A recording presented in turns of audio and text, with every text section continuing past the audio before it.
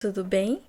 Eu me chamo Jéssica Guiar. No episódio de hoje, irei falar sobre um transtorno mental muito frequente, que é a depressão. Apesar de ser comum, a depressão ela é muito onerosa em vários níveis. Começando pelo mais literal, ela conduz a altas taxas de absenteísmo no trabalho, produtividade mais baixa, além de contribuir significativamente na carga global de doenças e afetar o bem-estar.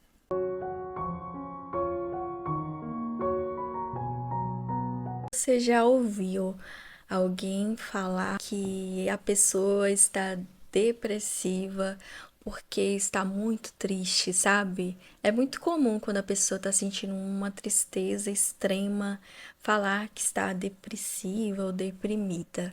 Mas a depressão, gente, é uma condição diferente das flutuações comuns de humor e das respostas emocionais de curta duração em decorrência a eventos ou desafios da vida cotidiana.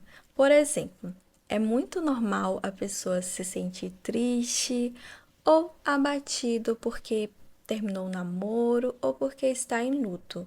É importante a gente ter consciência, entender que a tristeza é uma emoção natural. Sentir ela, apesar de às vezes ser intenso, isso não significa que a pessoa tenha depressão. Todo mundo pode experimentar tristeza, mas a depressão é muito mais do que isso.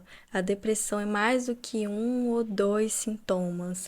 Ela é uma constelação de diferentes sintomas. É preciso atender alguns critérios para que a pessoa seja diagnosticada com depressão. A pessoa afetada tem um grande sofrimento.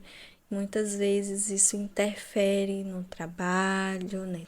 Na vida social, familiar, sendo essa a principal causa de afastamento no trabalho. Depressão é uma doença e precisa ser tratada como tal. Em alguns estudos baseados na ressonância magnética, descobriram algumas regiões do cérebro que são significativamente afetadas pela depressão. Então, a depressão não é frescura, não é falta de Deus, não é uma falha de personalidade. Ela é uma doença e precisa ser tratada como tal. Então, como eu falei, a depressão ela é muito comum.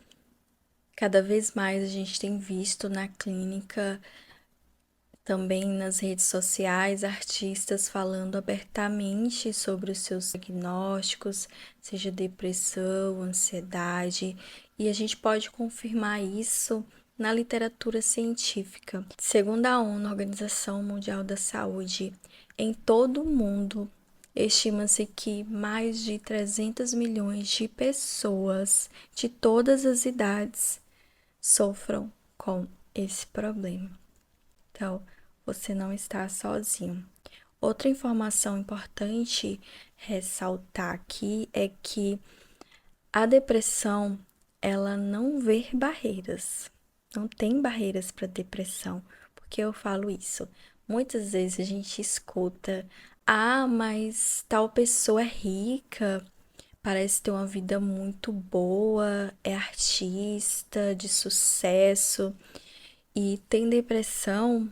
A gente precisa entender que a depressão ela não tem barreiras. Qualquer pessoa, independente da raça, da educação, do gênero, do sucesso, beleza, qualquer pessoa pode ficar deprimida. Tem uma lista vasta de artistas, pessoas consideradas importantes que falaram abertamente sobre o seu diagnóstico. Existem diferentes tipos de depressão. Existe esse que eu estou falando, que eu vou descrever agora, que existe outros também, que eu não vou falar aqui. E a depressão ela pode ser classificada em alguns níveis, como leve, moderado e grave. No leve, a pessoa consegue fazer suas atividades normais do dia a dia, como ir para o trabalho, cuidar da casa. Já a grave é mais difícil que a pessoa ela consiga fazer, ela é afetada de uma forma tão intensa que a pessoa não consegue fazer as atividades básicas que muitas vezes ela conseguia antes da depressão. Quais são as causas da depressão? A gente não fala de uma causa única, é uma combinação, é um caldeirão com uma combinação de fatores genéticos, biológicos, psicológicos, ambientais. Vou falar agora sobre os sintomas. É importante eu lembrar, ressaltar que esse conteúdo, essas informações, elas têm um fim educativo, não serve como diagnóstico, tá? Então, não ver os sintomas e se autodiagnosticar, porque isso é necessário um profissional qualificado, tá bom? Especificamente, a depressão pode apresentar os seguintes sintomas, geralmente com duração mínima de 2 semanas. A pessoa pode apresentar anedonia, ou seja, perda de prazer, de interesse nas atividades que a pessoa costumava sentir prazer, gostar muito, como sair com os amigos, assistir séries. A pessoa começa a não sentir prazer, sabe? Mudanças de apetite, a pessoa pode ter um aumento do apetite ou a diminuição, muitas vezes é acompanhado com ganho de peso ou perda de peso significativa. A pessoa costuma ter insônia ou hipersonia, que é o sono aumentado, perda de energia ou aumento de fadiga. Geralmente costumam falar que parece que tá carregando o mundo nas costas, sabe? Parece que o corpo tá com um chumbo. Sente muito cansaço, fadiga, psicomotricidade também. Isso quer dizer que a pessoa pode ter um aumento da atividade física sem propósito, a pessoa pode ficar andando para um lado, para o outro, se mexendo, e também a diminuição, a pessoa pode ficar mais lenta. Essas mudanças na psicomotricidade têm que ser intensas ao ponto de outras pessoas também observarem isso. A pessoa também pode ter pensamentos de morte e, na pior das hipóteses, pode levar ao suicídio. Segundo a ONU, cerca de 800 mil pessoas morreram por suicídio a cada ano, sendo a segunda principal causa de morte entre pessoas de 15 a 29 anos de idade.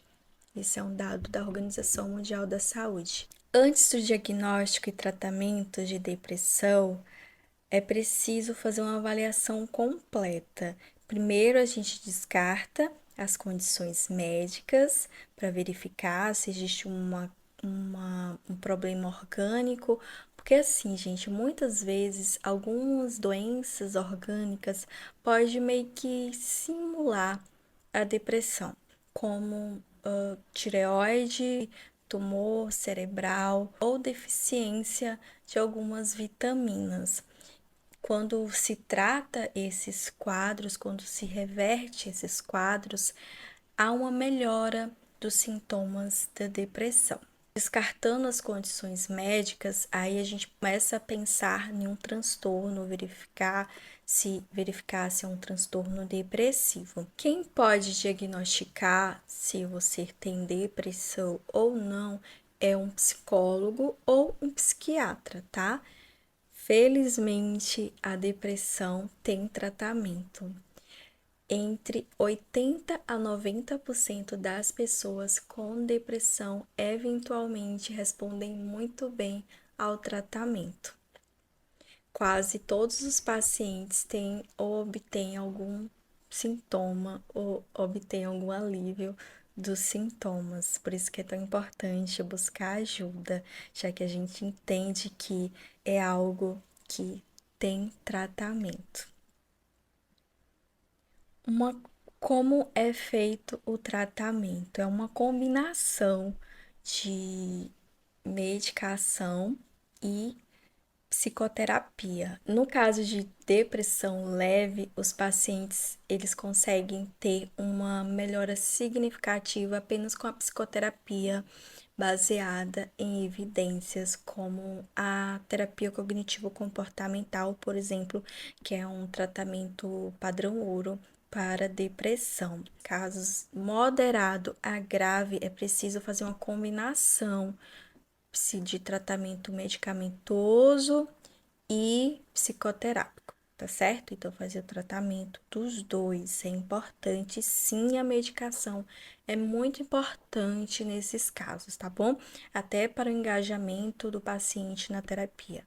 Eu espero que você tenha gostado do conteúdo do episódio de hoje. A gente se vê na próxima semana novamente.